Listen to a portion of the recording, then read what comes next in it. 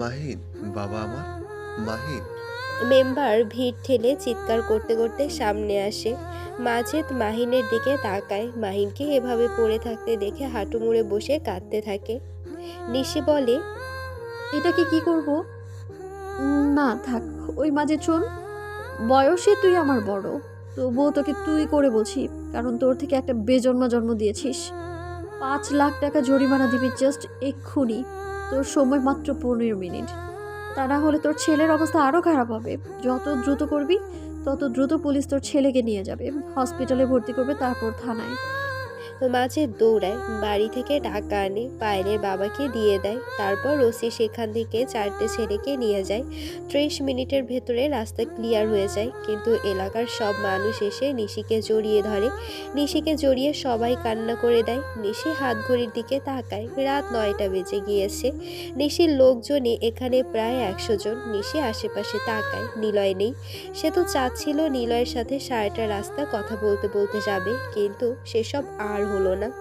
নিশির নাম পুরো জেলাতে ছড়িয়ে পড়েছে মাহিনকে পেটানোর ঘটনা নিয়ে। সবকিছু পাবলিশ হয়েছে একটা আইডি থেকে, সেটা হলো অপ্রত্যাশিত বিকেল। সেখান থেকে নিশির সব ভিডিও সুন্দরভাবে এডিট করে পোস্ট করা হয়েছে, আর সেখান থেকে সব নিউজে টেলিকাস্ট করা হয়। এভাবে নিশির পরিচিতি আরও বাড়তে থাকে। নিশির কাজের প্রতি আয়াস সাহেব বেশ খুশি, কারণ নিশির মাধ্যমে এখন তিনিও বেশ পপুলার হয়ে যাচ্ছে। নিশির জন্য স্বরাষ্ট্রমন্ত্রী আবার পলাশকে কল দেয়। পলাশ, এই তো নিশি অনেক ঝামেলা করছে, ও বেঁচে কেন আছে? আঙ্কেল, আমি রাজ বলছি, আমাকে একটু সময় দিন। নিশিকে আমি ঠান্ডা মাথায় মারবো। ও জানে না ওর সাথে কি কি করতে যাচ্ছে। যেহেতু তুমি বলেছ, তার মানে কাজ হবে। তাহলে আর কোনো চিন্তা নেই আমার। তোমার মতো তুমি এগিয়ে যাও, আমার সব ধরনের সাপোর্ট তুমি পাবে। ঠিক আছে আঙ্কেল। কবির সাহেব ফোন কেটে দেয়। রাজ ফোনটা তার বাবা পলাশের কাছে দিতেই পলাশ বলে, রাজ, কি করতে যাচ্ছিস তুই? ড্যাড, সময় হলো একটা গেমের মতো। গেমের নামটা হলো কাজ। সময় সাপেক্ষে যে যত কাজ করবে সে তত ফল পাবে। গাছের একটা ফল আজ পেকে পড়লে আবার আগামী দিন হবে এমনটা না। ফল পাড়ার 1 বছর পর আবার সেই দিনই তুমি গাছে ফল দেখতে পারবে।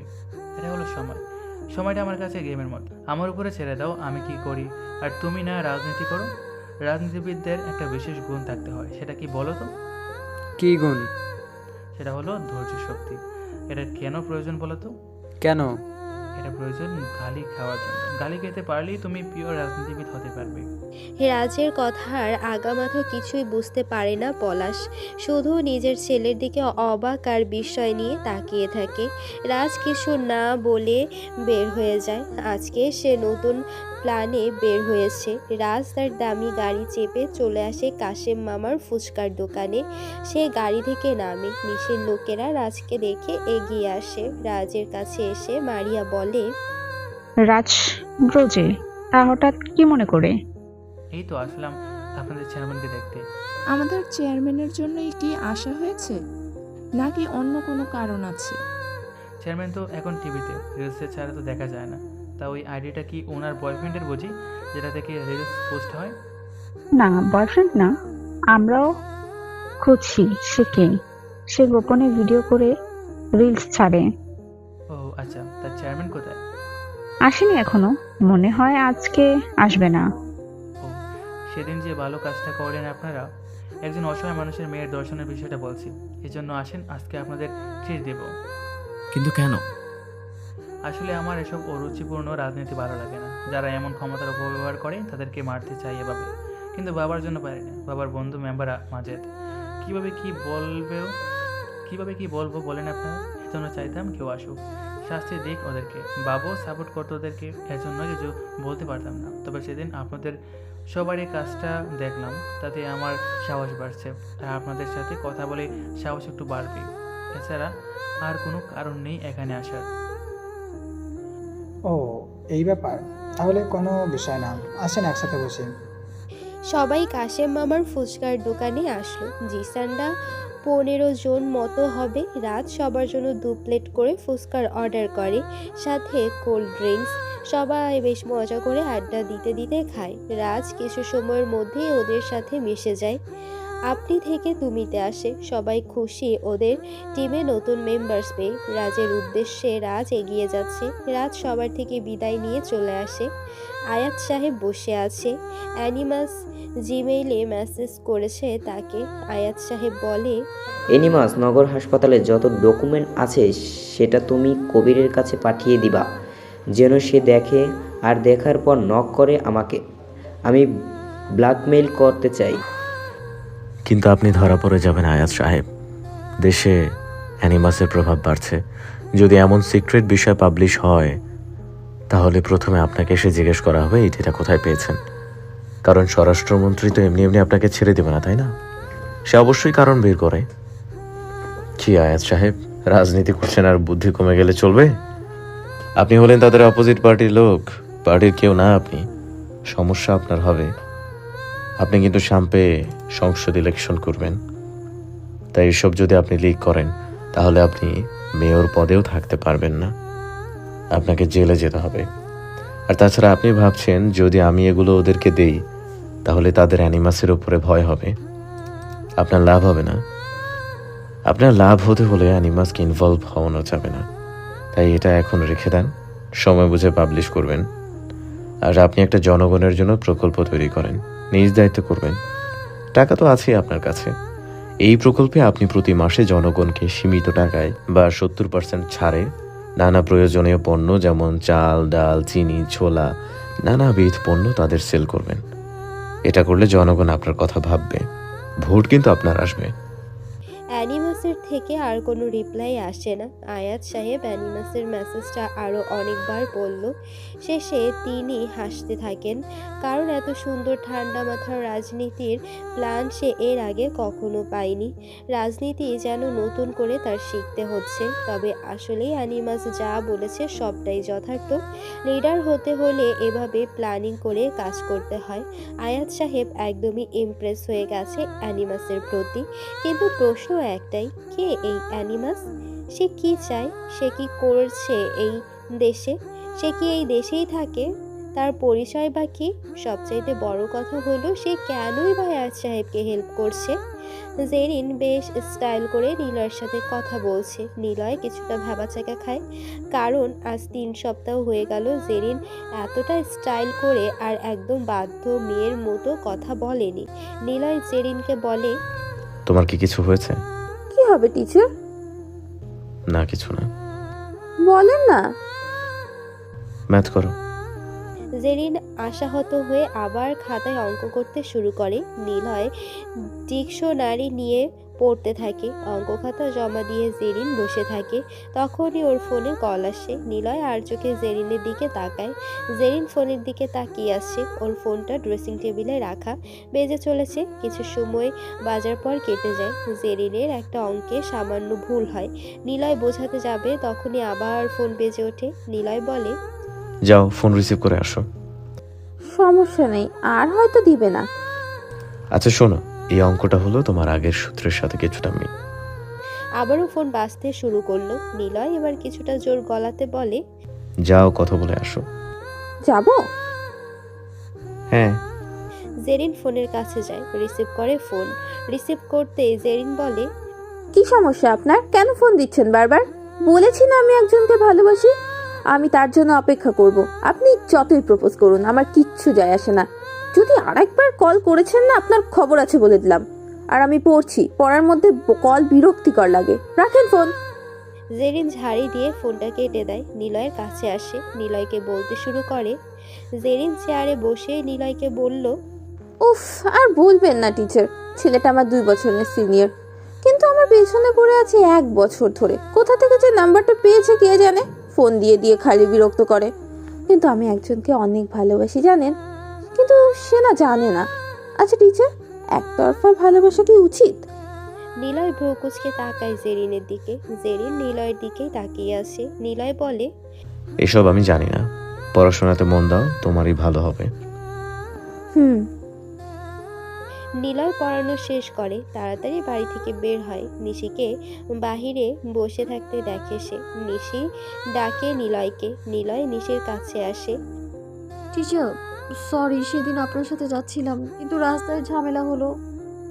সমস্যা নেই, আপনি অনেক ভালো কাজ করেন সমাজের জন্য। আপনি না থাকলে হয়তো অনেক মানুষ তাদের অধিকার থেকে বঞ্চিত হতো। কিন্তু টিচার সাহেব, এইসব না আমার মায়ের একদমই পছন্দ না। আমি যখন ছোট ছিলাম তখন আমার আঙ্কেল আমাকে অনেক আদর করতো। ওনার কোনো সন্তান হয়নি, আর আমাদের পরিবারে কোনো ছেলে নেই। আমি ওনার সাথে থাকতাম। বাবাকে যখন বলেছিল আমাকে রাজনীতিতে প্রবেশ করাবে, তখন মা নাক সিটকায়। এটা নাকি অনেক ডেঞ্জারাস একটা কাজ, মেয়ে হয়ে কেন এইসবে জড়াবো আমি। কিন্তু বাবা তার ভাইয়ের কথা ফেলতে পারেনি, সেজন্য উনি রাজি হয়ে যায়। আঙ্কেল আমাকে চেয়ারম্যান বানানোর জন্য কত কিছু করেছে, কত মার খেয়েছে এমপির লোকদের কাছে, কিন্তু তবুও উনি ওনার সব কিছু দিয়ে চেষ্টা করেছে আমায় চেয়ারম্যান বানানোর জন্য। আমি হয়েও যাই। পড়াশোনার পাশাপাশি আঙ্কেলের সাথে আমি রাজনীতি করতাম। এটা আমার পছন্দের বিষয় হয়ে যায়। আঙ্কেল জেলেও ছিল আমার জন্যে। কত কিছু যে হয়েছে, বাবাকে তুলে নিয়ে গিয়েছিল, বাড়ি ভাঙচুর হয়েছিল, কিন্তু আস্তে আস্তে আমি সব ঠিক করে নিয়েছি। ওদের খারাপ কাজে কখনোই সাথ দিইনি আমি। খালি গতদিনের ঘটনা না, এখানে এমপির লোকেরা অনেক অনেক বাজে কাজ করে, আমি এটা সহ্য করতে পারি না। এবার আঙ্কেলকেই এখানকার এমপি বানিয়ে দেব, তারপর পুরো উপজেলা একদম বাজে কাজ থেকে ঠিক করে ফেলবো। সব কিছু একা সামলাতে হয়, বুঝেছেন? নিলয় চুপচাপ নিশির থেকে কথাগুলো শুনলো। নিলয় মুচকি হাসে, নিশিকে বলে, এরকম একটা লিডার এখানে না, বরং সবখানেই দরকার। আপনি চালিয়ে যান, অনেক ভালো কাজ করছেন। আপনার ইচ্ছা পূরণ হবেই। আপনি নিজের মতো এগিয়ে যান, কোনো সমস্যা হলে জানাবেন, হেল্প করার চেষ্টা করব। আপনি হেল্প করবেন কিভাবে? আপনি রাজনীতির বাইরের একজন, তাছাড়া আপনাকে দেখি খুবই সহজ সরল মনে হয়। এসব আপনার দ্বারা হবে না, আপনি বরং অফিস বয় হয়ে থাকবেন। আচ্ছা ঠিক আছে, যাই তাহলে। টিচার শুনুন। নিশি বসা থেকে উঠে দাঁড়ালো, নিলয়ের কাছে আসলো, নিলয়ের সামনে এসে বলে, আমার বোনটা একটু বেয়ারা, ও পিচ্ছি মেয়ে, ওকে সামলাবেন আপনি। ও যা চায় মা তাই করে। জেরিন হলো মায়ের অনেক প্রিয় মেয়ে। জানি সেটা। ওর কোনো সমস্যা হলে আপনাকে জানাবো, আপনিও জানাবেন। জি। এই জন্য আপনার নাম্বারটা জরুরি। দিন তো নাম্বারটা। আচ্ছা, হোয়াটসঅ্যাপ নাম্বার আছে, তবে জেরিন সেটা জানে। আসি। নিলয় দ্রুত বাড়ি থেকে বের হয়, পকেটে হাত গুজে হাঁটছে। নিলয় নিশির কথা ভাবছে। মেয়েটা সুন্দর অনেক। মেন বাজারে এসে নিলয় অটো নিচ্ছিল, এমন সময় একটা ছেলে এসে অটো থেকে নামে নিলয়ের সামনে। নিলয়কে দেখে ছেলেটা জড়িয়ে ধরে। নিলয় বলে, কি রে অর্ক, তুই এখানে? ভাই চলে এসেছি, আমিও এখানে তোমার সাথে থাকবো। আমার সাথে? কি সমস্যা তোর? তোকে না বলেছে আমার থেকে দূরে থাকতে? ওহ, তোমার সাথেই থাকতে হবে। মা বলেছে তোমার সাথে যদি না থাকি তাহলে বাড়িতে যেন না আসি। তোর মাটা যে কি করে?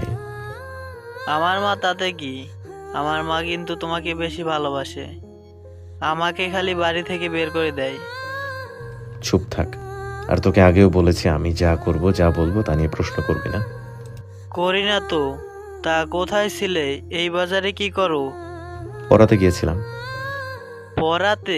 কি হাসালে তুমি? তুমি পড়াতে যাবে কি?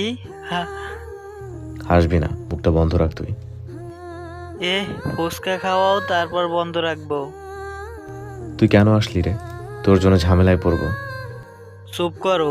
কখনো তুমি আমার জন্য ঝামেলায় পড়োনি, বরং সব। নিলয় অর্কের হাত ধরে ফুচকার দোকানে নিয়ে আসে। নিলয়কে দেখে কাশেম মামা এগিয়ে আসে। নিলয় অর্ককে নিয়ে একটা টেবিলে বসে। নিলয় বলে, চুপ থাক রে ভাই, বেশি বকবক করবি না। কাকিমা কেমন আছে বল? ভালো আছে, তবে তোমার জন্য মনে হয় ভালো থাকবে না। খালি নীল নীল করে। মাঝে তোমাকে নীল বলে ডাকে, সেটা আর কেউ ডাকে না। কেমন আছো বাবা? নিশিমার লগে তোমার দেখা হয়েছে? হ্যাঁ চাচা, হয়েছে। আমি তো ওনার বাড়িতে পড়াতে যাই। তাই নাকি? তাহলে তো ভালো হয়েছে। কি নিবা কও?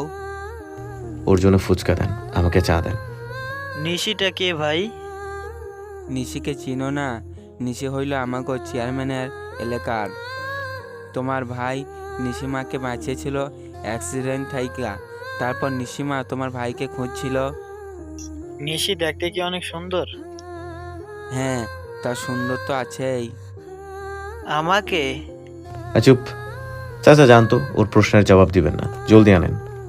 নিলয়ের কথা শুনে কাশেম চাচা হাসতে হাসতে চলে যায়। নিলয় অর্কের মাথায় গাঁটটা দেয়। নিলয় বলে, বেশি না বকে তোকে যেটা বলেছিলাম সেটা কত দূর?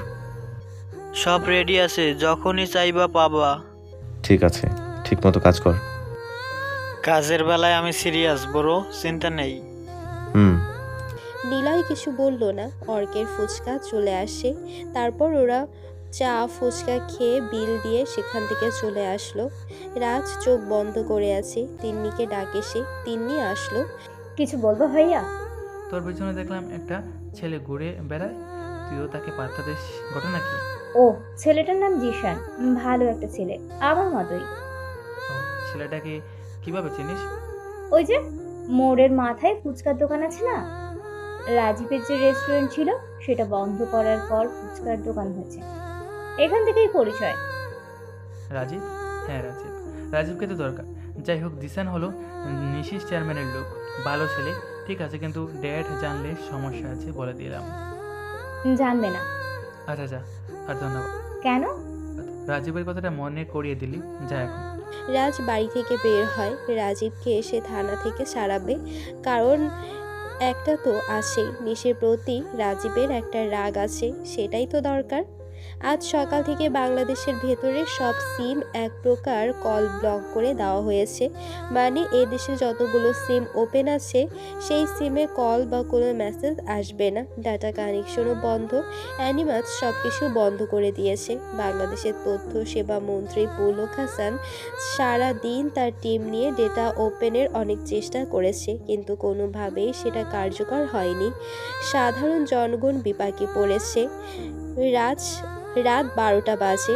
আজ পুরো দিন সিমে না এসে কোনো মেসেজ, না এসেছে কোনো কল, না কাউকে কল করা গিয়েছে, আর না কোনো কিছু কোড ডায়াল করে চেক করা গিয়েছে, সবই অফ। কিন্তু রাত 12টা বাজার সাথে সাথেই সবার ফোনে একটা মেসেজ আসে। বাংলাদেশের আনাচে কানাচে যত জায়গাতে যেখানে পারে ফোনে সিম চালায়, তাদের সবার ফোনে একটি বার্তা পাঠানো হয়েছে। ছোট থেকে শুরু করে বড়দের সবার ফোনেই একই রকম মেসেজটি দিয়েছে অ্যানিমাস। হ্যালো এভরিওয়ান, আমি অ্যানিমাস, দ্য লিডার অফ হ্যাকার। সাল 2016। এই সালে প্রথম তথ্যমন্ত্রী হয় মিস্টার পুলক হাসান।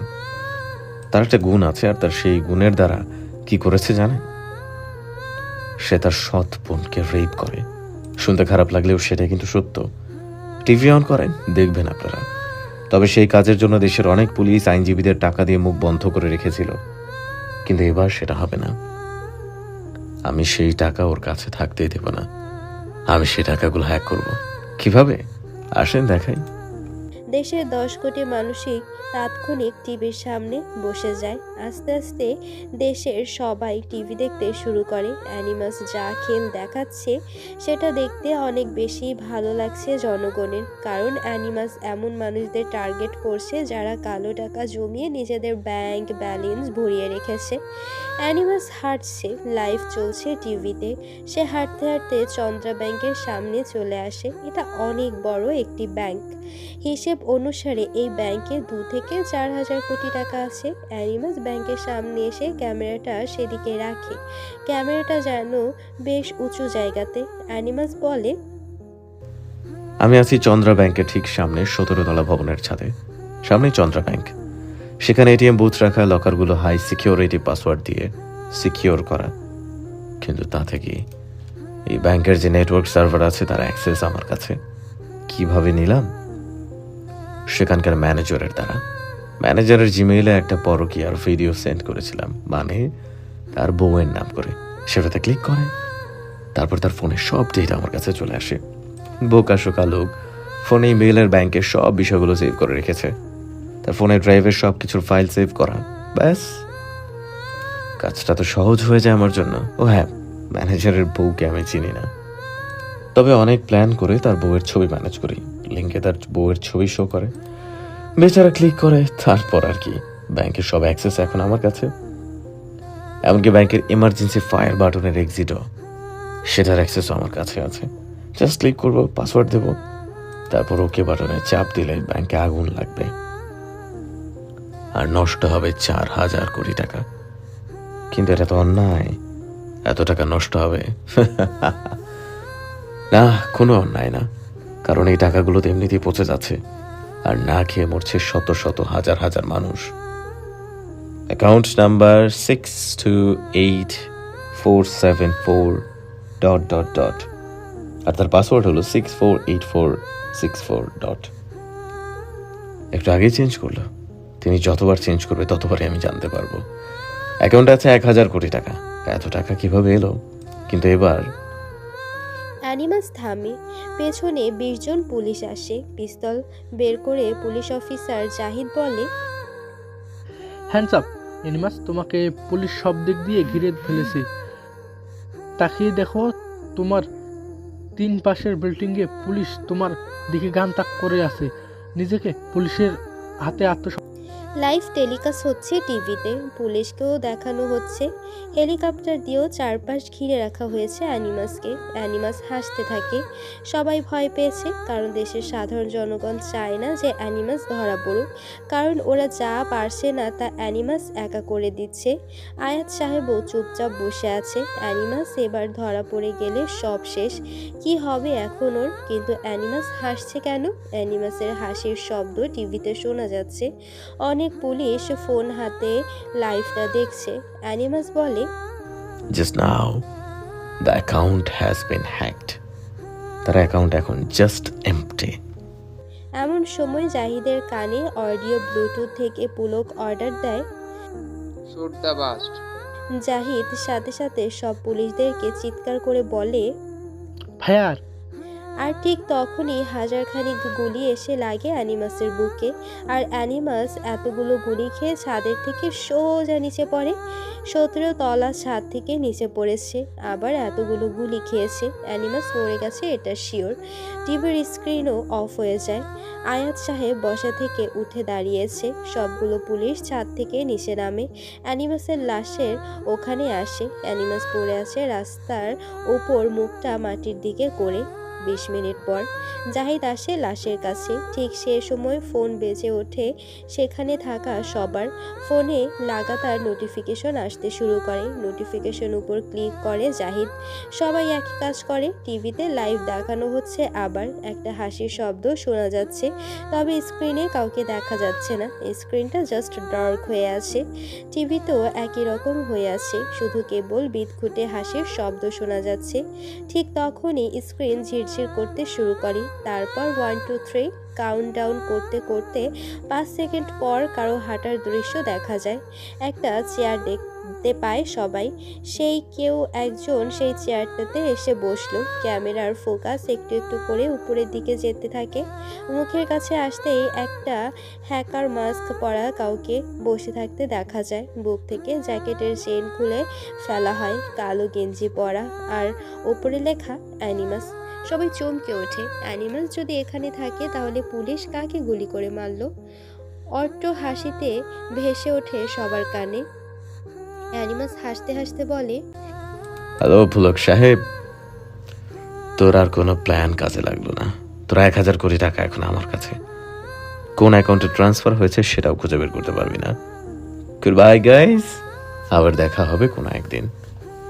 অ্যানিমাস স্ক্রিনের থেকে চলে যায়। লাইভ বন্ধ হয়ে যায়। জাহিদ অ্যানিমাসের লাশকে সরাতেই দেখতে পায় এটা একটা পুতুল। তাহলে এটা ছিল অ্যানিমাসের মাস্টার প্ল্যান। আয়াত সাহেব যেন হাঁপ ছেড়ে বাঁচে। অ্যানিমাস বেঁচে আছে, তাহলে সব কিছু ঠিক আছে। এবার নতুন কিছু হবে। তারপর রাজ আগে সে রেস্টুরেন্ট মালিককে থানা থেকে ছাড়িয়ে আনে। রাজ গাড়িতে বসে আছে। রাজীব এসে রাজের গাড়িতে এসে বসলো। রাজীব বয়সে রাজের থেকে কিছুটা বড়। রাজীব রাজকে জানে না। কারাগার থেকে বের হওয়ার সময় গেট থেকে জানানো হয়েছে বাইরে গিয়ে দেখবে একটা কালো রঙের গাড়ি দাঁড়ানো, সোজা সেই গাড়ির ভেতরে চলে যাবে। রাজীব ঠিক তাই করে। বাহিরে এসে দেখে একটা কালো গাড়ি দাঁড়িয়ে আছে রাস্তার একপাশে। রাজীব সোজা গিয়ে সেই গাড়ির দরজা খোলে। রাজকে বসে থাকতে দেখে রাজ ইশারায় গাড়িতে উঠতে বলল। রাজীব গাড়িতে উঠে বসে। নিশিকে চেনো তুমি?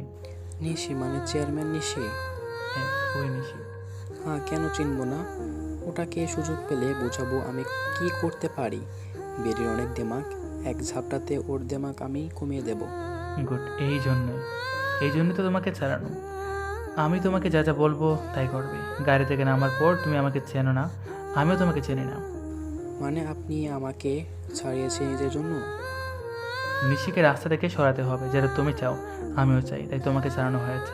আমি কে আর তোমাকে আর পুলিশ ধরবে না এমনটা বাবা বন্ধ করো।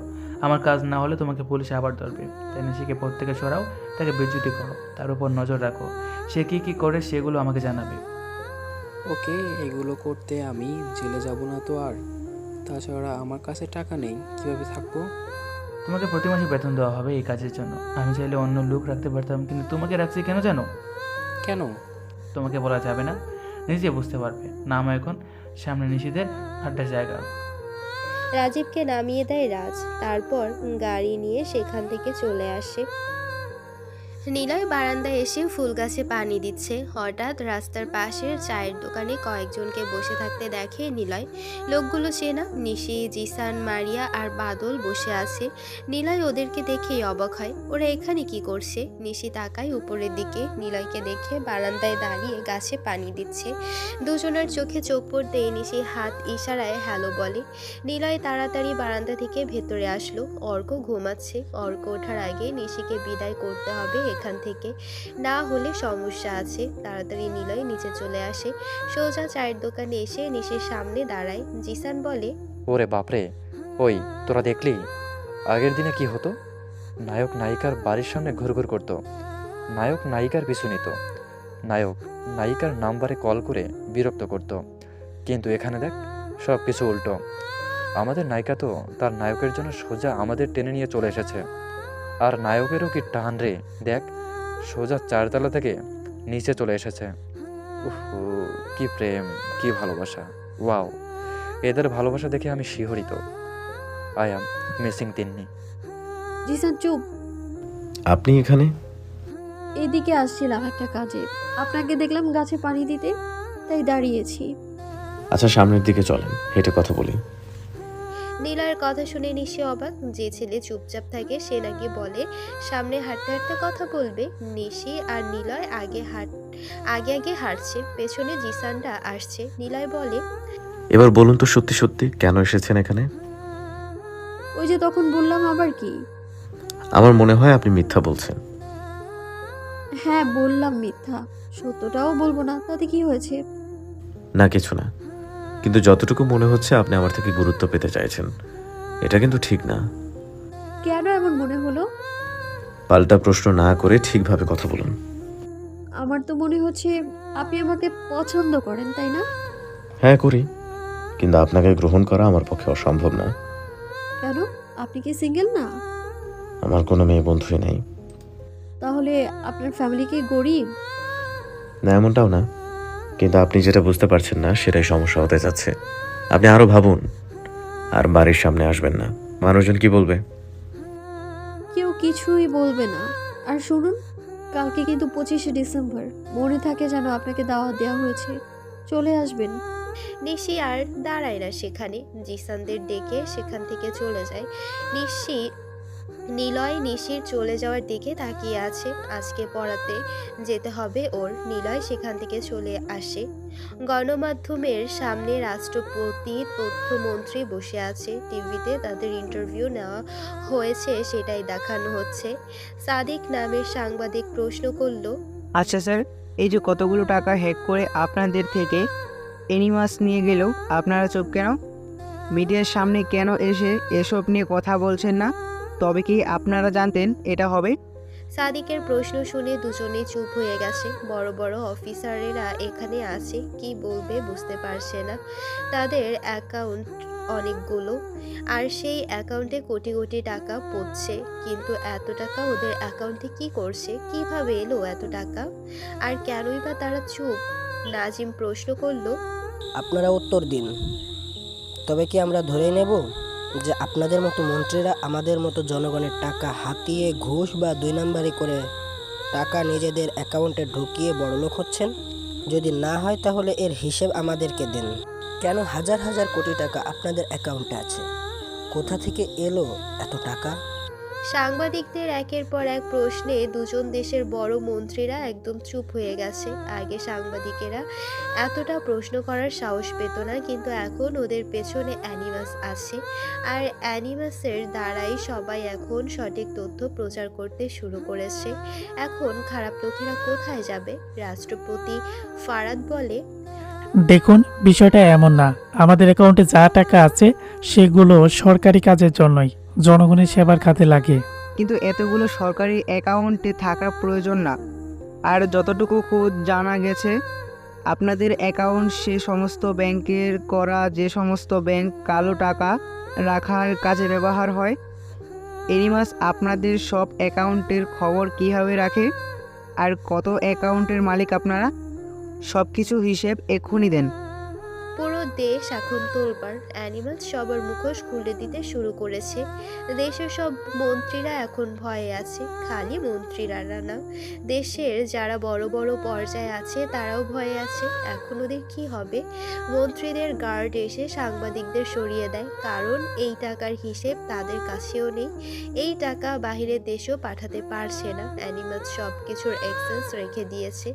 100 কোটি টাকার অ্যাকাউন্ট যাদের কাছে, তারা কোনো প্রকার ইলিগাল ওয়েতে টাকা পাঠাতে পারছে না। নিলয় পড়াতে আসলো, জেরিনের সামনে বসে আছে। জেরিন তাকে অনেকগুলো মেসেজ করেছে, নিলয় একটারও রিপ্লাই করেনি। জেরিনের সামনে বসতেই জেরিন প্রশ্ন করলো, টিচার, আপনি কেন মেসেজ সেন্ড করেননি? কতগুলো মেসেজ করেছি জানেন? ফোনের কাছে তেমন থাকি না, ফোন আমার লাগে না, তাই বলে মেসেজও দেখবেন না? কত মেসেজ করেছি জানেন? দূর, আপনি কেমন যেন কেমন উপপাদ্যের মতোই বিরক্তিকর। আচ্ছা, এখন সেই উপপাদ্যই করো। জেরিন রেগে গেছে। জেরিন নিলয়কে পছন্দ করে, কিন্তু স্টুডেন্ট হয়ে কি আর জেরিন এসব বলতে পারে? কিছু সময় অঙ্ক করার পর জেরিন প্রশ্ন করল, টিচার, আমাকে কেমন লাগে? সুন্দর। না মানে, আমাকে আপনার কেমন লাগে? আপনার কাছে আমি কেমন? ভালো। আরে বোঝাতে চাইছি, আমাকে পছন্দ করার মতো কি কিছু দেখেন না আপনি? মানে আমাকে আপনার পছন্দ হয়? হ্যাঁ হয়, ভালো মতো অঙ্ক করে দাও, পছন্দ তো হবেই। উফ, আমার দিকে তাকান তো, আমার মুখের দিকে তাকিয়ে বলুন আমি দেখতে কেমন? সুন্দর। খালি সুন্দর? অনেক সুন্দর। তাহলে আমাকে পছন্দ করেন আপনি? আচ্ছা, অঙ্ক করো, বাজে বকো না। জেরিন চুপচাপ বসে আছে, অঙ্কও করছে না। নিলয় উঠে দাঁড়িয়ে বলে, আজকে থাক, অন্যদিন এসে এখান থেকে পড়াবো। নিলয় বের হতে যাবে, তখনই জেরিন বলে, কালকে আসবেন কেমন? আপনার দাওয়াত রইল। নিলয় না তাকিয়ে চলে আসে। ড্রয়িং রুমে এসে দেখে জেহান সাহেব বসে আছে। নিলয়কে দেখেই ডাকলেন। নিলয়কে বলে, কি ব্যাপার, তোমাকে আজকে মুড অফ মনে হচ্ছে? না স্যার, ঠিক আছে তো। আচ্ছা, কালকে সন্ধ্যায় তুমি আসবে? আমাদের তো অনেক বড় উৎসব হবে বাড়িতে।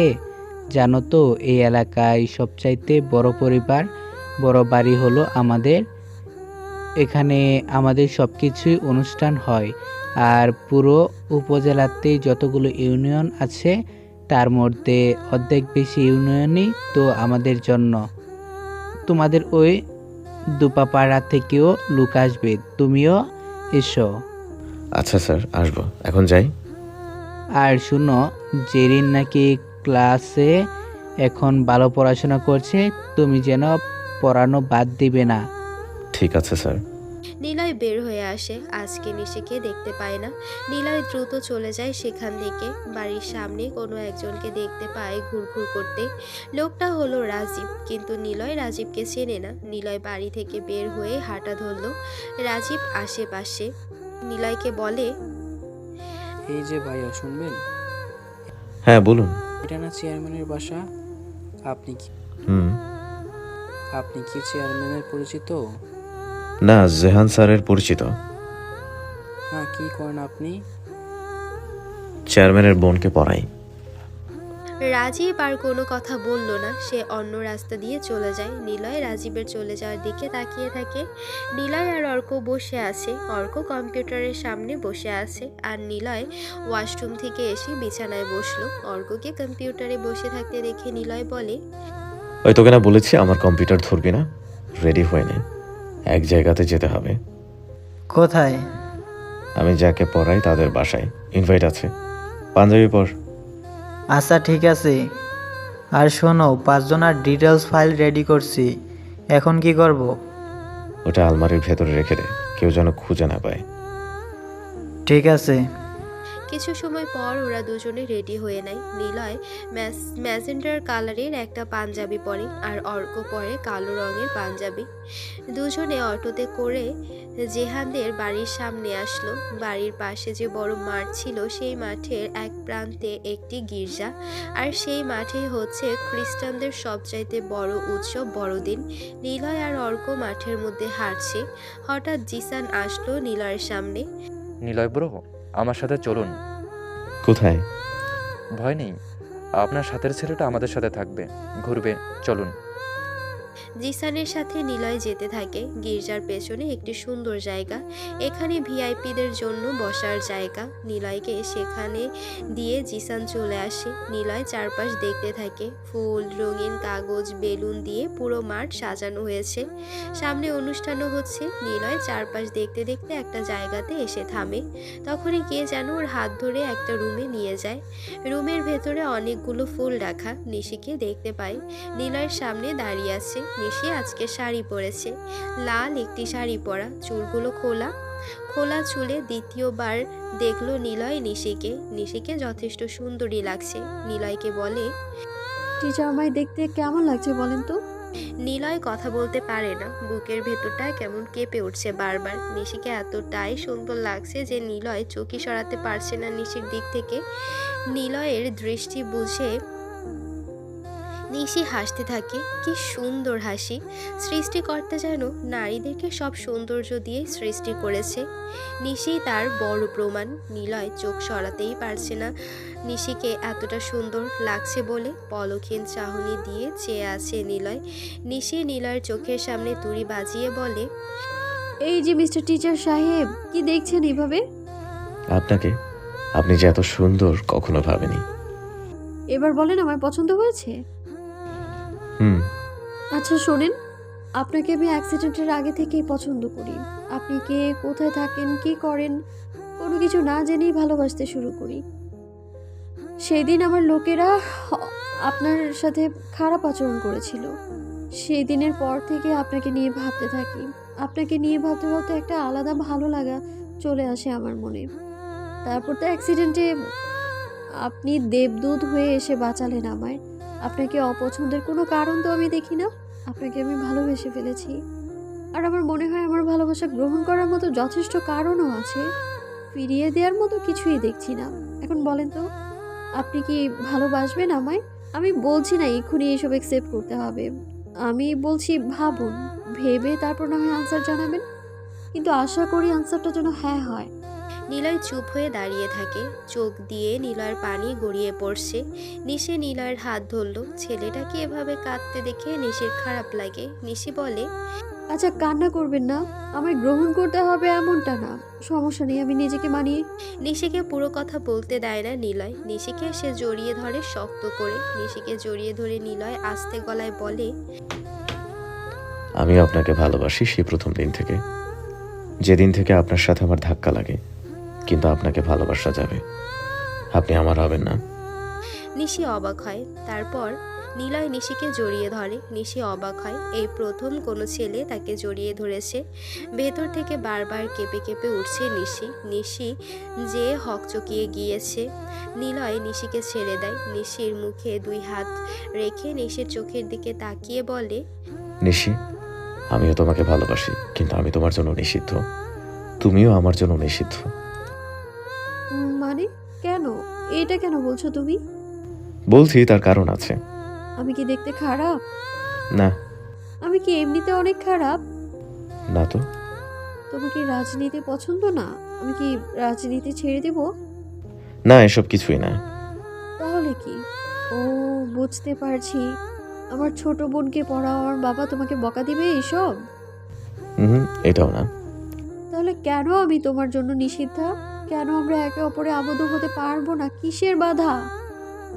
নিশির কথা শুনে নিলয় কিছু বলল না। নিশির হাত ধরল নিলয়। নিচের দিকে তাকিয়ে থেকে নিশির হাত ছেড়ে দেয় সে। কিছুটা দূরে সরে এসে নিলয় নিশির দিকে তাকিয়ে বলে, কারণ আমি মুসলিম। তোমাকে ভালোবাসার আগে জানতাম না তুমি খ্রিস্টান। নিলয়ের কথা শুনে নিশি অবাক। এত বড় একটা কথা নিশি শুনবে কখনো কল্পনাও করেনি। ওর আঙ্কেল যদি জানে নিশি কোনো মুসলিম ছেলের সাথে রিলেশনে আছে, নিশির অবস্থা যেমনই হোক সেই ছেলের অবস্থা কি হবে সেটা ভেবেই নিশি বড় একটা ঢোক গিলল। নিশির চোখ দিয়ে অনবরত পানি পড়ছে। নির্বাক চাহনিতে তাকিয়ে থাকে নিশি নিলয়ের দিকে। নিলয়ের কান্নার মানে এখন নিশি বুঝতে পারছে।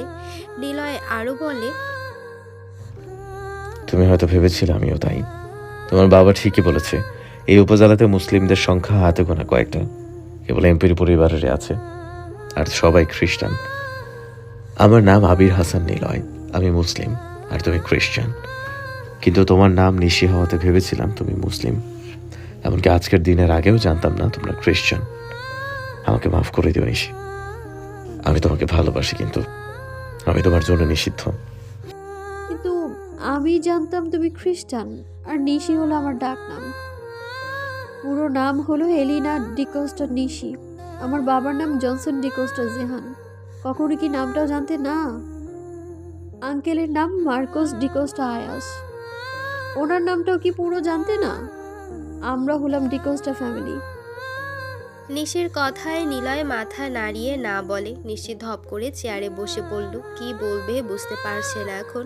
মাথাটা যেন ঘুরছে নিশির। চারপাশটা কেমন যেন অনেক অসহ্য মনে হচ্ছে। সে এতদিনে কাউকে ভালোবাসলো না, কিন্তু শেষমেশ যখন ভালোবাসলো একটা মুসলিম ছেলেকেই ভালোবাসলো। দরজায় কড়া নাড়ার শব্দ শোনা যায়। নিলয় গিয়ে দরজা খুলে দিল। জিসান, বাদল, সৈকত, মারিয়া আর খুশি ভেতরে আসলো। নিলয় দ্রুত রুম থেকে বের হয়ে যায়।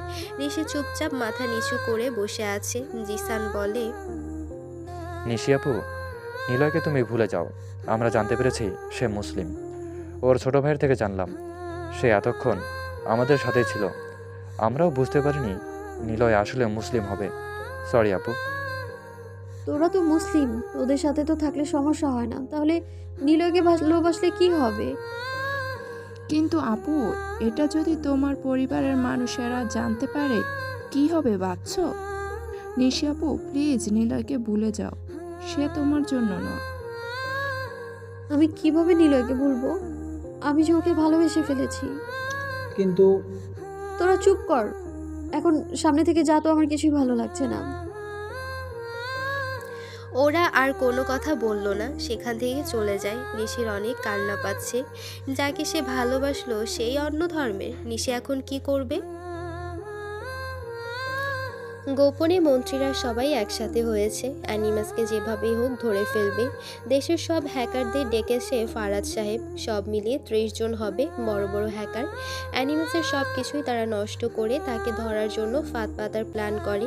রিফাত হলো এই হ্যাকারদের মধ্যে সবচাইতে সেরা। রিফাতকে ফারাদ সাহেব ডাকে। দেখো, অনেক খোঁজ নিয়ে জানতে পেরেছি তুমি হলে দেশের একজন সেরা হ্যাকার। কারো কম্পিউটার বা মোবাইল, এমনকি সিসিটিভি ক্যামেরা হ্যাক করে তোমার ফিশিং এর প্রয়োজন হয় না। একমাত্র তুমি পারবে যে এই অ্যানিমাসকে থামাতে। তুমি একটা টিম বানাও। অ্যানিমাসকে অতি দ্রুত সামনে আনতে হবে। ঠিক আছে স্যার, আমাদেরকে একটা সেটআপ রুম দরকার, আর সবসময় বিদ্যুৎ ও ইন্টারনেট সার্ভিস যেন অফ না থাকে। সব রকমের সুবিধা তোমাদের দেয়া হবে। কাজ শুরু করে দাও আগে। ঠিক আছে স্যার, চিন্তা করবেন না। আমি বেস্ট 20 জনকে একটা টিম বানাবো। সবাই একসাথে হয়ে অ্যানিমাসকে ধরবই। ফারাদ চলে আসে। রিফাতকে একটা সেটআপ রুমে নিয়ে যাওয়া হয়। অনেকগুলো পিসি, ল্যাপটপ, কম্পিউটার সেট রাখা। রিফাত একটি কম্পিউটারের সামনে গিয়ে বসলো। ডার্ক ওয়েবে প্রবেশ করে। সেখানে অ্যানিমাসের নেটওয়ার্ক খুঁজতে থাকে, কিন্তু রিফাত ব্যর্থ। অ্যানিমাসকে নিয়ে কোনো সার্ভারই নেই। রিফাত অবাক, এত বড় একজন হ্যাকার হয়ে তার কোনো নেটওয়ার্ক সার্ভারই নেই ডার্ক সাইডে। রিফাত একবার তার ভিপিএন চেক করলো, কিন্তু ভিপিএন অ্যাপসে প্রবেশ করতেই তাকে নিয়ে যাওয়া হয় অন্য একটি সার্ভারে। সে দ্রুত ব্যাক আসার চেষ্টা করে, কিন্তু সম্ভব হয় না। ভিপিএন অফও হয় না, তার মানে তার ভিপিএনটাই হ্যাক হয়েছে। বড় মনিটরে একটা মেসেজ আসে, হ্যালো হ্যাকার্স, আমাকে খুঁজছো? আমি না চাইলে আমাকে কখনো তোমরা খুঁজে পাবে না। আমি অলরেডি তোমাদের সেট আপ রুমের সব নেটওয়ার্ক সার্ভিস হ্যাক করে নিয়েছি। ডার্ক সাইটে আমার নাম সবাই জব করে, আর তোমরা তো সাধারণ একজন হ্যাকার। তোমাদের সাথে খেলে মজা নাই। তবে হ্যাঁ, একটু ক্লু দিই। হ্যাঁ, জন্ম বাংলাদেশি, 15 বছর পর আমি রাশিয়াতে চলে আসি। এখন খুঁজে বের করো আমি কি। তোমাদের গেমস টাইম শুরু এখন থেকে। ঠান্ডা মাথায় অ্যানিমাস রিফাতদের হুমকি দিয়ে গেল। ওরা বুঝে যায় অ্যানিমাসকে ধরা মুখের বিষয় না। অ্যানিমাসের জন্য ওরা আর কি বা ফাঁদ পাতবে? ওরাই তো অ্যানিমাসের ফাঁদে পা দিয়ে ফেলেছে, তবুও ওরা এত সহজে হাল ছেড়ে দেবে না। রিফাত ওদের সব হ্যাকারদের সাথে আলাপ করে। আলিফ নামের একজন হ্যাকার বলে, স্যার, আমরা আগে খুঁজে বের করি যে এই দেশের মধ্যে কার অ্যাকাউন্টে কত টাকা আছে। এটা ভালো আইডিয়া। আমরা সেই সব অ্যাকাউন্টগুলোকে খুঁজে বের করে সেই অ্যাকাউন্টটাকে কিছুদিনের জন্য ব্লক করে দেব, আর একটা অ্যাকাউন্টকে নর্মালভাবে রেখে দেব, যেন অ্যানিমাস সেই অ্যাকাউন্টের সব অ্যাক্সেস নিয়ে হ্যাক করতে পারে। আর আমরা ঠিক সেই সময় কোনো অ্যাকাউন্টে টাকা যাচ্ছে সেটা দেখতে পারবো। তারপর ওই অ্যাকাউন্টের মালিককে আমরা ধরব। সেই বলে দিবে অ্যানিমাসকে, নতুবা সেই হলো অ্যানিমাস। Great idea. জলদি শুরু করে দাও কাজ। 100 কোটি টাকা সহ তার উপরে যতগুলো অ্যাকাউন্ট আছে সবগুলো অ্যাকাউন্টের মালিকদের মেসেজ করো, তাদের স্বার্থে তাদের অ্যাকাউন্টে আমাদের প্রবেশ করার অনুমতি দিক। রাষ্ট্রপতি তত্ত্বাবধানে এটা আমরা করছি। আমি স্যারকে মেসেজ করেছি, তোমরাও তোমাদের মেসেজ তৈরি করো। রিফাত ফারহাদকে কল দিয়ে পুরো বিষয়টা জানিয়ে দেয়। তারপর নিলয় বাড়ি থেকে বের হয়। বাড়ি থেকে বের হতেই নিশিকে দেখতে পায়। নিশিকে দেখেই নিলয় অবাক হয়ে গেছে। তুমি এখানে? আসো আমার সাথে, তোমার সাথে আমার কথা আছে। কিন্তু এখানে কেন? চলো আমার সাথে। নিশির সাথে নিলয় যায়। নিশি হাত ধরে নিলয়কে রিকশায় ওঠায়। দুজনে কাশেম মামার ফুচকার দোকানে আসে। নিশির সাথে নিলয়কে দেখে সবাই অবাক হয়, কারণ এতক্ষণে সবাই জেনেছে নিশি যাকে ভালোবাসে সে হলো মুসলিম আর নিশি হলো খ্রিস্টান। নিলয়ের হাত ধরে দোকানের ভেতরে আসলো। নিলয় আর নিশি একটা টেবিলে বসে। সবাই দোকানের ভেতর থেকে বের হয়ে যায়। কি হয়েছে? নিলয়, তোমার কাছে ভালোবাসার মানেটা কি?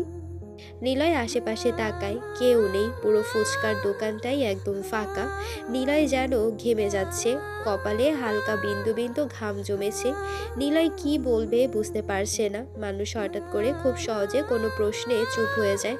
হয়তো সে কিছু বলতে চায়, নয়তো সে কিছুই খুঁজে পায় না, কিংবা বিষয়টা সে এড়িয়ে যেতে চায়। তবে এক্ষেত্রে নিলয়ের এখন কি বলা উচিত সেটাই ভেবে পাচ্ছে না। নিশি কিছুটা নরম সুরে বলল, কি হলো বলো, আশেপাশে কেউ নেই। নিলয় বলে, পানি হবে? নিশি ইশারা করতেই মারিয়া দৌড়ে এসে এক বোতল পানি দিয়ে চলে যায়। নিলয় সেটা ঢকঢক করে গিলে খেলো। মাথাটা নিচু করে নিশিকে বলল, ভালোবাসা জিনিসটা দুই ধরনের, সহজ ও কঠিন। আমার কাছে ভালোবাসা অনেক কঠিন কিছু। তুমি হয়তো বলতে পারো ভালোবাসা ধর্ম, চেহারা, খোরা, কানা, প্রতিবন্ধী বা ধনী গরিব মানে না, কিন্তু এটা আসলে বাস্তবিকভাবে একদমই ভুল। কারণ বাস্তবতা শেখাবে দুমুঠো ভাতের জন্য আকাশ পরিমাণ ভালোবাসা হারিয়ে যাচ্ছে। আমার কাছে ভালোবাসাটা হলো বালুর মতো। রোদ পড়লে যেমন বালু চিকচিক করে, তেমনি ভালোবাসাতে আরো ভালোবাসা দিলে সেটা চিকচিক বা ভালোবাসার প্রতি আগ্রহ বাড়ে। কিন্তু এই ক্ষেত্রে দুই পক্ষের মতের মিল থাকতে হবে। ভালোবাসার কোনো ধর্ম হয় না, এটা যেভাবে গ্রহণ করা হয় বা প্রদান করা হয় সেভাবেই অনিয়মে চলতে থাকে। এর জন্য বাধা ধরা নিয়মেরও দরকার পড়ে না।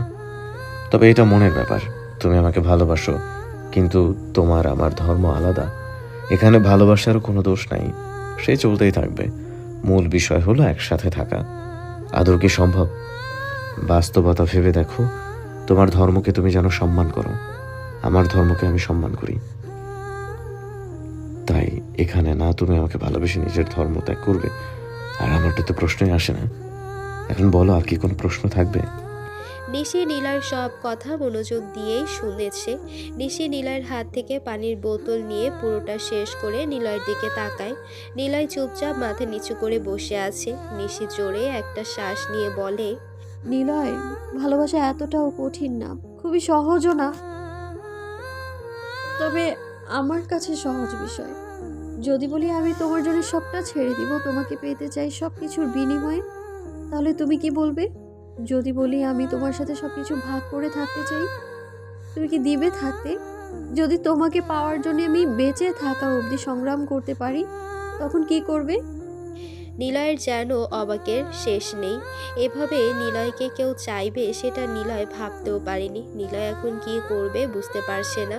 নিলয়ের হাত ধরল নিশি। নিশি বলে, নিলয়, তুমি শুধু আমার পাশে থেকো, আমি ভালোবাসবো তোমায় সবসময়, একসাথে আমরা থাকবোই।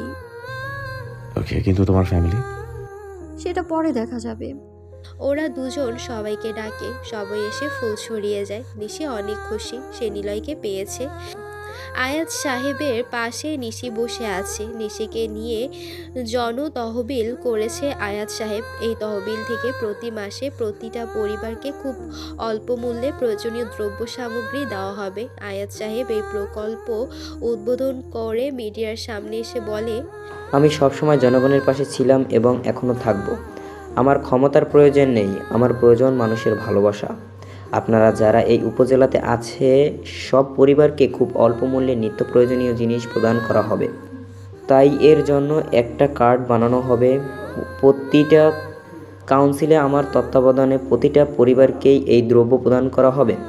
প্রয়োজনে আপনারা আমার পাশে থাকবেন, আমাকে মনে রাখবেন। আসেন আমরা একসাথে কাজ করি, একসাথে সামনে এগিয়ে যাই। আয়াত সাহেবের এই প্রকল্পে নিরাট বড় যে রাজনৈতিক প্ল্যান আছে সেটা উনি ভালো জানে। এই প্রকল্পে আয়াত সাহেবের টার্গেট হলো জনগণকে নিজের সাথে রাখতে চায়। এটা তার প্ল্যানের প্রথম স্টেপ। জনগণও খুশি। যাই হোক, জনগণ তো কিছু পাচ্ছে। নির্বাচিত সরকারের পক্ষ থেকে যা অনুদান আসে সেই অনুদানের সব টাকা এমপি চেয়ারম্যানের পকেটেই বলে যায়। যদিও নিশি অবধি এখন কোনো কিছুই আসে না, যা আসে তা পলাশ নিজেই জমায়। এজন্য আয়াসের এই প্রকল্পে জনগণের সুবিধা যে আছে সেটা জনগণও জানে, কিন্তু এদের পেছনে আয়াত সাহেবেরও সুবিধা আছে। আয়াত সাহেব 10 মিনিট কথা বলে স্টেজ থেকে নিচে আসে, জনগণের কাছে গিয়ে বসে। আয়াত সাহেব 10 মিনিট কথা বলে স্টেজ থেকে নিচে আসে, জনগণের কাছে গিয়ে বসে। কতগুলো ছবি সোশ্যাল মিডিয়াতে পোস্ট করে দিয়েছে। এরকমই একটা চান্স খুঁজছিল সে, আর পেয়েও গেছে। যা দিয়েছে অ্যানিমাসের মাধ্যমে সে এরকমই একটা প্ল্যানিং করে, কারণ সামনেই এমপি নির্বাচন, আর এখনই সুযোগ এই জনগণকে পাশে রাখা। স্যার, কেউ একজন আপনার সাথে দেখা করতে চেয়েছে, নাম বলল রাজীব। সিকিউরিটি গার্ড রাজীবের নাম শুনতেই রাজ তাকে ভেতরে আসতে বলে। রাজ সিগারেট জ্বালায়। দরজার কাছে রাজীব আসলো। রাজীব বলে, ভিতরে আসবো স্যার? একটা খবর দেওয়ার আছে। কি খবর? এত দূর থেকে আসলাম এখানে, একটু বসতে বলবেন না? আচ্ছা বসো। আচ্ছা বসলাম। একটু চা, কফি, বিস্কুট কি পাবো না? যে খবরটা দিতে আসছি সেটা শোনার পর আপনি একদমই বেশি বকবক না করে কাজের কথা বলো। দরজায় কাজের লোক আসলো। ছোট্ট ট্রেতে কফি সাথে বিস্কিটও আছে। রাজীবের সামনে দিতেই রাজীব বিস্কিটের প্যাকেট ছিঁড়ে কফির মগে বিস্কিট ডুবিয়ে খেতে থাকে। পুরো 1 কাপ কফি শেষ হওয়ার পর রাজীব রাজের দিকে শান্তভাবে তাকায়। রাজ তাকিয়ে আছে রাজীবের দিকে। এবার বলো, কি এমন খাস খবর আছে? আছে তো, একটা সিগারেট হবে? এনে ধর, 1 প্যাকেটই আছে, নিয়ে যা। ধন্যবাদ। এবার বল কি খবর, দাও। এই নিন। রাজীব তার কাছে থাকা ছোট্ট ব্যাগ থেকে কতগুলো ছবি বের করলো। রাজের দিকে সেগুলো বাড়িয়ে দিয়ে বলল, টিপস দেন স্যার। রাজ ছবিগুলো দেখেই অবাক। সাথে সাথেই 5,000 টাকা মানিব্যাগ থেকে বের করে রাজীবকে দিয়ে দেয়। তারপর রাজের দিকে কতগুলো ছবি বাড়িয়ে দেয় রাজীব। রাজ ছবিগুলো হাতে নেয়। ছবিগুলো সোজা করে সেদিকে তাকিয়ে থেকে হাসতে শুরু করলো। রাজীব বলে, বলেছিলাম না, যা দেখাবো তা আপনি খুশি হবেন। এই ছেলেটাকে নিশির ভালোবাসে, নিশির সাথে সবসময় এই ছেলেটাকে দেখা যায়, তাদের ক্লোজ ছবিও আছে। এগুলো তো দরকারই ছিল। ছেলেটার ব্যাপারে খোঁজ নাও, কোথায় তাকে কি করে, নিশির সাথে কবে থেকে ঘুরে সব কিছু খোঁজ নাও। অবশ্যই নেব, কিন্তু এত বড় খাবার দিলাম, তার জন্য কি টিপস পাবো না? তুই ছেলে বহুত হারামি তো। কি করব স্যার বলেন, হারামিদের সাথে বেড়াতেই হচ্ছে, একটু হারামি হলে কি হয়? চুপ, এই নে টাকা, তারপর এখান থেকে কেটে পড়, হুটহাট আসবি না, অফিসে বলে দিলাম। রাজীবের দিকে মানিব্যাগ থেকে 5,000 টাকা বের করে দিতেই রাজীব সেটা দ্রুত হাতে নিয়ে সোজা অফিস থেকে বের হয়ে আসে। রাজ, নিশি আর নিলয়ের একসাথে ছবিগুলো হাতে নিয়ে দেখতে থাকে আর টিভিতে আয়াত সাহেবের ভিডিও দেখছে। রাজ নতুন কিছু করতে চাচ্ছে, দেখা যাক কি ঘটে। নিলয় আর নিশিদের প্রেম এগিয়ে চলেছে। জেরিনের সাথে নিলয় আগের মতো কথা বলে না, কারণ সেদিন নিশির লোক নিলয়কে অনুষ্ঠানে নিয়ে যাচ্ছিল। জেরিন সেটা দেখতে পায়। দরজার আড়ালে নিলয় আর নিশির সব কথা শুনতে থাকে। জেরিন জেনে ফেলে নিলয় হলো মুসলমান, যা ওর পরিবার কখনো মেনে নেবে না। আর আয়াত সাহেব তাদের পরিবার ধর্ম নিয়ে বেশ সতর্ক, ওদেরকে মেরেই ফেলবে যদি তিনি জানেন। জেরিন সব ভেবে নিলয় থেকে দূরে চলে আসে। যখন দৌড়ে অনুষ্ঠানের ভিড় থেকে চলে আসবে জেরিন, এমন সময় কেউ একজন জেরিনকে বলে, আস্তে দৌড়ান, পড়ে গেলে তো সবাই আপনাকে শর্টকে সরসরি বানিয়ে ফেলবে। জেরিন থামে, ঘুরে তাকিয়ে দেখে একটা ছেলে। জেরিন কিছু বলে না, আবার দৌড়াতে যাবে, তখনই ছেলেটা হাত ধরে জেরিনকে। জেরিন ঘুরে তাকাতে ছেলেটা ইশারায় সামনে তাকাতে বলে। জেরিন সামনে তাকিয়ে দেখে একটা গাড়ি ক্রস করছে রাস্তা। জেরিন যদি দৌড়াতো তবে সেই গাড়ির সাথে ধাক্কা লাগতো। ভাগ্যিস ছেলেটা পেছন থেকে জেরিনের হাত ধরেছিল। জেরিন হাত ছাড়িয়ে বলে, ওই কে আপনি? অর্ক গোমেজ। অর্ক জেরিনকে দেখে পছন্দ করে ফেলে, কিন্তু এটা খ্রিস্টানদের অনুষ্ঠান, এখানে সব খ্রিস্টানদের আগমন। এজন্য জেরিনকে ইমপ্রেস করার জন্য নিজের নামের সাথে গোমেজ অ্যাড করে দেয়। জেরিন বলে, তার মানে আপনি খ্রিশ্চান? নামটা শোনেননি মনে হয়। না, শুনেছি। কোথায় যাবেন? অনেক জোরে দৌড়াচ্ছিলেন। হিল পরে এত জোরে দৌড়াতে নেই, স্লিপ কেটে নয়তো কারোর সাথে ধাক্কা লেগে পড়ে যাবে, এটা ঠিক নয়। আপনি আমার সব কিছু নোটিস করেছেন নাকি?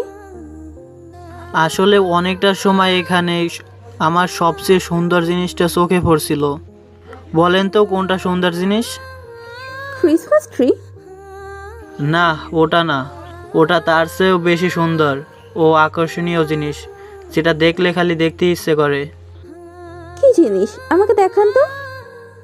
সেটা হলেন আপনি। আপনি হলেন এই হাজারখানি মানুষের ভিতরে সবচেয়ে সুন্দর জিনিস। গোলাপি কালার লেহেঙ্গায় আপনাকে মনে হচ্ছে সৌন্দর্যের রানী যে আমার সামনে এসে দাঁড়িয়ে আছে। আপনার নাকটা হলো রাজহাঁসের মতো সুন্দর সাদা। শুনেন, এখান থেকে যাওয়ার পর যদি আমার চোখে সমস্যা হয় তাহলে কিন্তু সব দায় আপনার। ওমা, কেন?